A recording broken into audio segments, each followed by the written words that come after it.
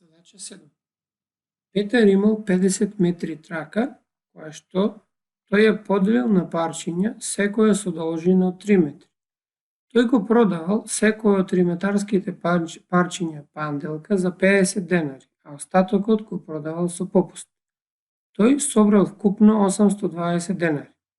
За колку го продал остатокот од панделка? Провериме што имаме од текстот на задачата. Петар имал 50 метри трака, панделка. Ако ја означиме со поголемо парче за боаголник, должината на 50 метарската трака, која што Петар ја делел на делови од по 3 метри. Бидејќи задачата вика дека не еден дел и останува на крајот, има остаток,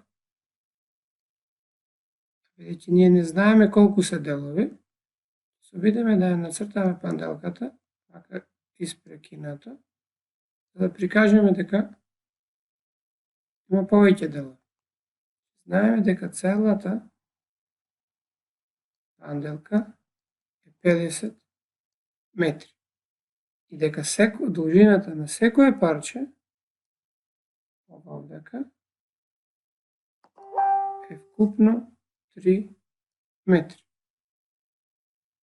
Можеме да постапиме на два начина.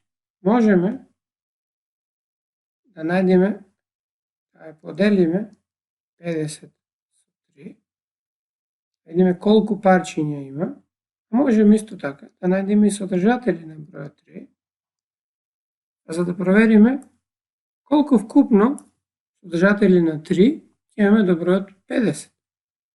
Во едниот и во другиот случај ќе добиеме точен одговор. Ајде сега првим да го поделиме бројот. Повторно, со делење, ќе искористам стратегијата на правоаголник или плоштина. 3 во 5 е 1, бидејќи на позиција 10 ќе се пишува 10. 3 по 10 е 30, одземаме е 20.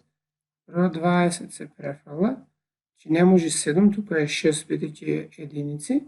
Тоа е 18 и остатокот е 2. Това значи 50 делено со 3 е, овие две ги собериме, тоа ќе даде количник 16, значи 16 и остаток 2.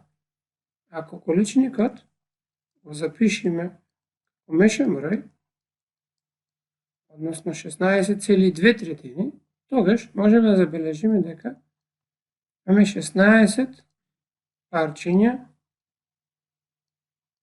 од 3 метри, дека 2 е остатокот. Делот што останува на крајот е 2 метри. Бидејќи по текстот на задачата секој парче го продавал по 50 денари, имаме 16 парчиња 50 денари. Сега, да го пресметаме производот на овие два броја, повторно ќе искористиме една стратегија за непроменливост на производот. Ако едниот од множителите го дуплираме, првиот множител треба да го преполовиме, производот да остане ист, значи ќе добиеме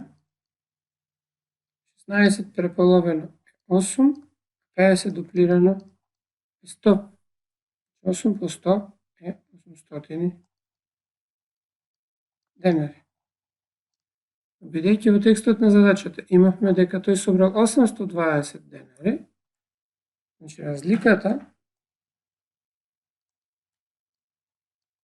тоа е 20 денари за 2 метри панделка која останала.